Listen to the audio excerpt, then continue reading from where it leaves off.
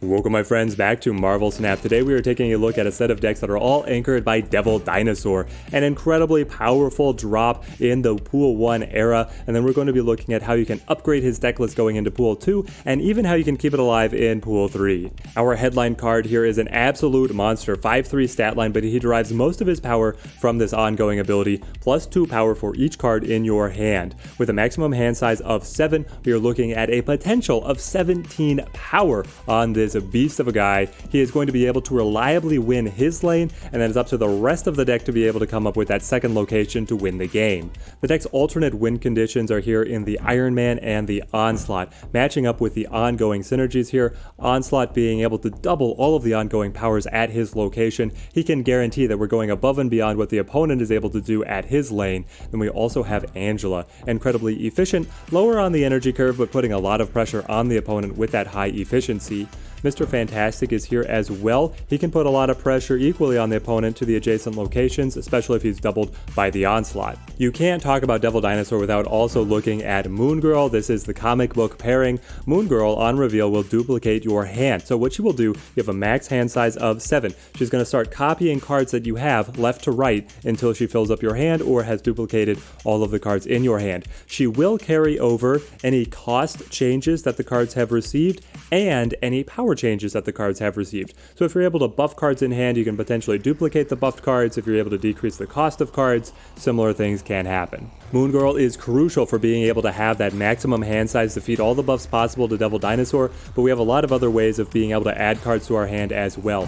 Mantis, if we play her on the same turn to the same location that the opponent played, will give us a card off the top of the opponent's deck. Cable will just guarantee a draw off the bottom of the opponent's deck, and Sentinel will repopulate a copy of themselves back to our hand, able to help just round out our energy curve. Hopefully Cable and Mantis give us a couple draws as well. They show us information about what the opponent is playing. Maybe they show us that we've broken up a key combo and we can gain information about whether or not we want to snap in that situation. Ant-Man is here as a very efficient 1-drop, also ongoing to synergize with the Onslaught. Nightcrawler, just so flexible, is a great plug and play here in Pool 1, and the added bonus of being able to play to Angela's location, give her the buff, bamf away, open up another slot for Angela to receive yet another buff. Our final card here is Morph. This is the true flex slot. We are playing him as an absolute casino card. I was getting tired of opponents' morphs really hitting key cards in our hands, so I wanted to run him myself. He's not the most reliable card. You can swap in whatever 3-drop of choice you have. Jumping in battle to be able to show how the deck plays out. Oh, Sokovia. No, we lose the Angela. That sets us back so much. Our hand size, one of our carry queens, she's gone. We'll be able to recover though. I'm confident that we can recover. I've got the deck list up above. I'm going to keep that updated as we progress through the different pools. But if you want to talk any card substitutions, deck optimization, leave me a comment down below. I read all the comments. I love talking everything Snap. We can go into the Morph if we want to roll the slot machine. We could also just play Sentinel Nightcrawler, which is a little bit safer, but I mean, we brought the Morph. We're going to play the Morph.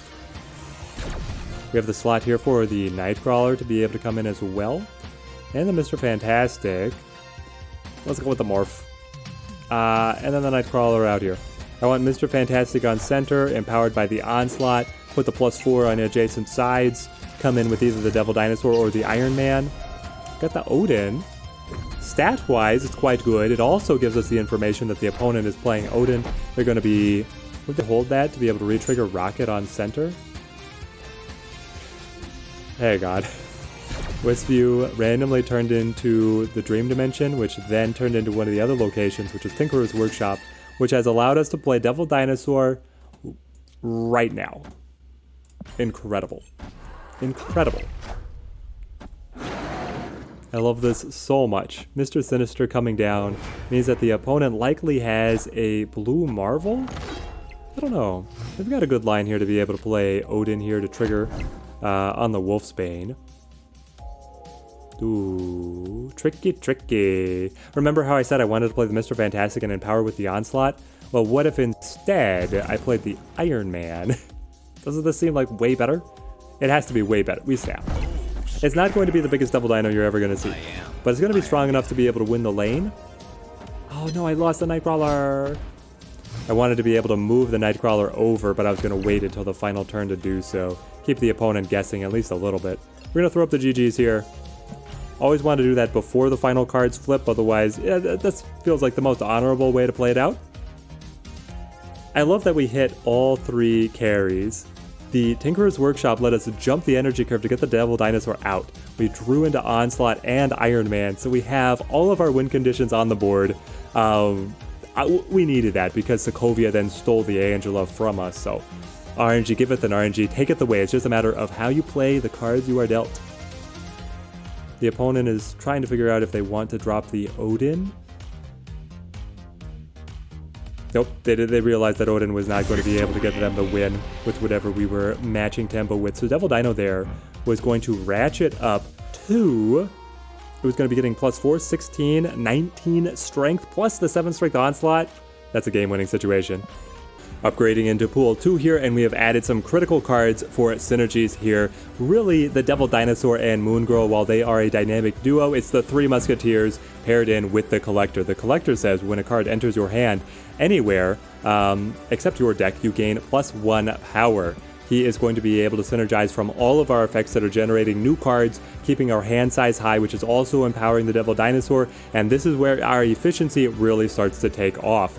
Coming into Pool 2 as well, we have actually dropped the Onslaught and we have dropped the Iron Man, but we are bringing in White Queen, able to draw. This is a Pool 1 card, but I feel like now that we have the Collector, it's better to be able to lean into some of these other synergies in buffing the hand size, rather than having the alternate win conditions of the Iron Man and the Onslaught. So White Queen on reveal, draw a copy of the highest cost card in your opponent's hand, able to give us potentially another win condition, able to see what the opponent has to be able to calculate their final turn. That gives us information on whether or not we would like to snap. Very similar to how the Morph was functioning previously, but White Queen much more reliable in giving us the gauge on the opponent's final turn. We still have the Angela and Nightcrawler for the efficiency. We have brought in Shang-Chi as one of my all-time favorite Pool 2 cards. He's just so powerful. I try and fit him in anywhere I can, and we are also rocking the Agent 13 on reveal. Add a random card to your hand. This will buff the Collector, it will buff Devil Dinosaur, it will give us a little bit of extra flexibility,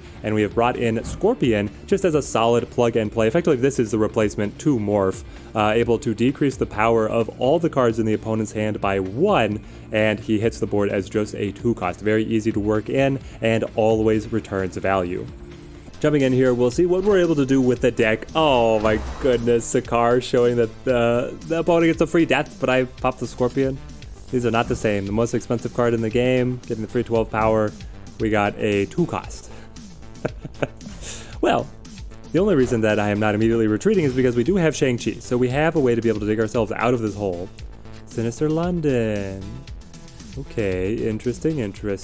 If the opponent is playing a self-destruction deck type, then Sinister London kind of supercharges them. We could be in a heap of trouble here. Absolutely a heap of trouble. But the opponent has passed. Okay, Invisible Woman tells me that no, they're playing a Hela deck. Very different and distinct. Let's play our Collector down. I want to be able to find the Shang-Chi. That's our way through. Being able to... Oh, and Lady Sif just kills the Hela. We snap on that one. We got the Shang-Chi. Don't tell the opponent. Actually, no, we do it. Because what I want to do on turn 5 is play the Devil Dino, which will then copy, and then I play the White Queen to be able to copy out of their hand to empower the Devil Dino. We've got the Hell Cow, Cutting Infinite, and Magneto.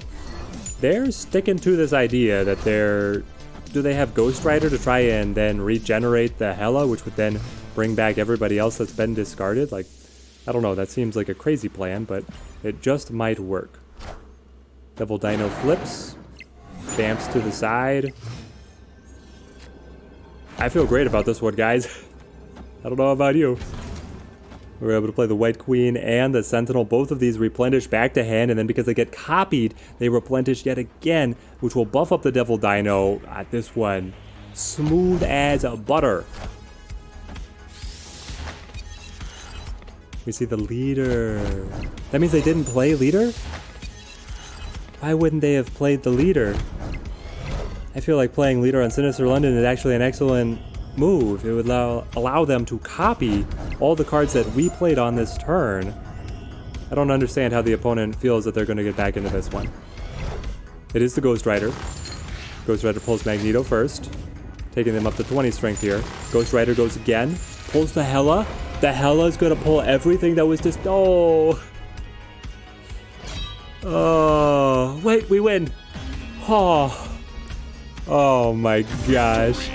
The Ghost Rider legitimately revived the Hela. What a good game.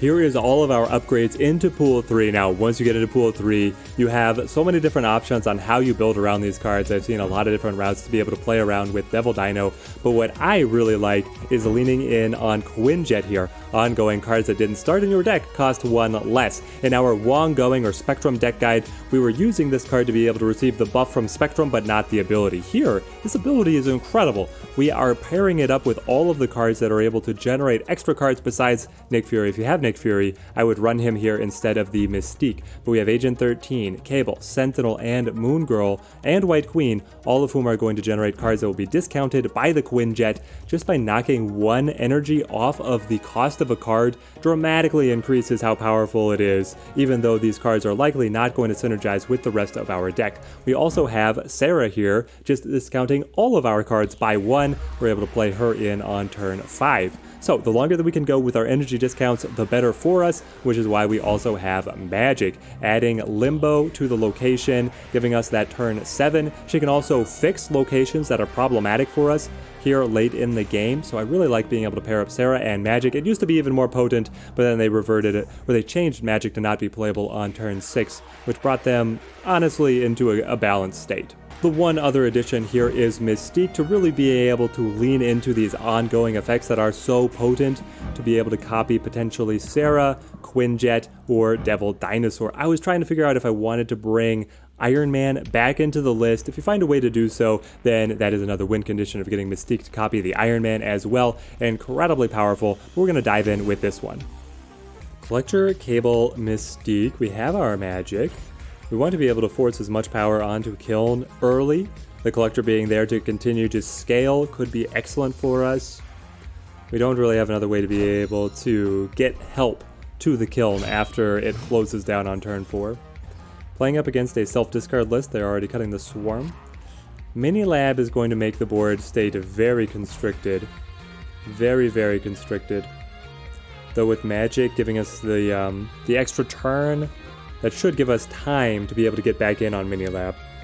There'll be a race there at the very end of the game.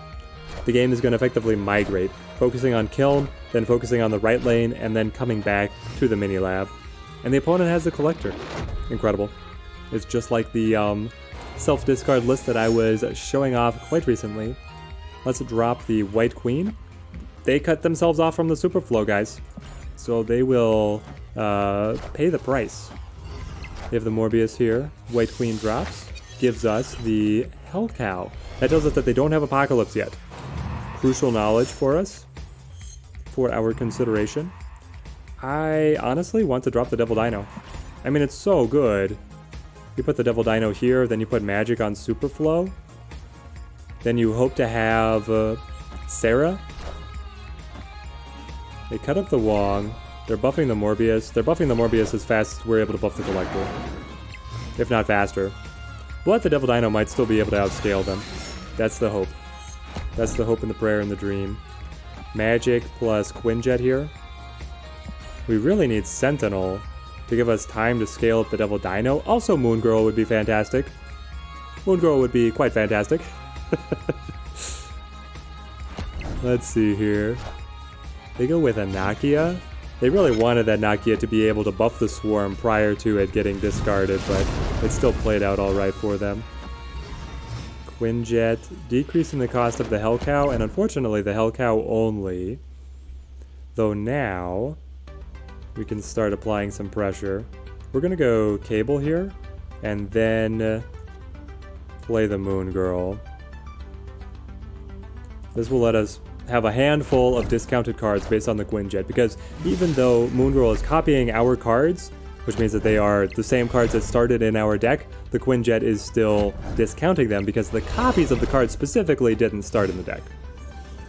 Opponent shows Chavez. Well, we'll kill that quite gleefully. Snap. Snap me. I was about to play Hell Cow, but Hell Cow kills Devil Dino. Oh man. How much power do we need here? Hellcow would take 6 points off the Devil Dinosaur, taking us down to a mere 23? I don't know, then they only need, what, 3 discards? But do they have any other discard effects? They only have 1 card in hand, and it's the Apocalypse. Yeah. Okay, so it's very safe to be able to play down. Now, which lane do we want to play it in? Probably here on right, where we're clearing the Chavez out of the way. The Apocalypse is only 8 strength. If they play on center, they win, but then we win the 2 sides. We've already snapped. This one went incredibly well. We were able to leverage the value on the Quinjet to some extent. Able to get this 3-cost Shang-Chi and then the 3-cost Hellcow. Collector looking solid. 2/6 is nothing to write home about, right? But still, for a 2-drop, its efficiency is quite nice. And the lady said, hang on. What happened to their Apocalypse? Victory. Am I insane? Oh, we stole the Apocalypse outright with the cable. Yes, that's how it appeared. It was not the White Queen. Well, that was a fantastic game for us. There is my favorite Pool 3 Devil Dinosaur list. I call it a Black Friday list with Quinjet and Sarah, allowing you to go bargain bin shopping with the randomly generated cards and the cards that you steal from your opponent. It's just so much fun to be able to try and utilize what you draw off of them. I don't really see anybody else playing this deck type. It is a little inconsistent, frankly, but if you guys give it a try, let me know how it serves you. I hope that it does well for you. If you guys have enjoyed the video, then show some love to it, like, comment down below. That helps promote it to the rest of the community. Till next time, thank you guys for watching and keep on snapping.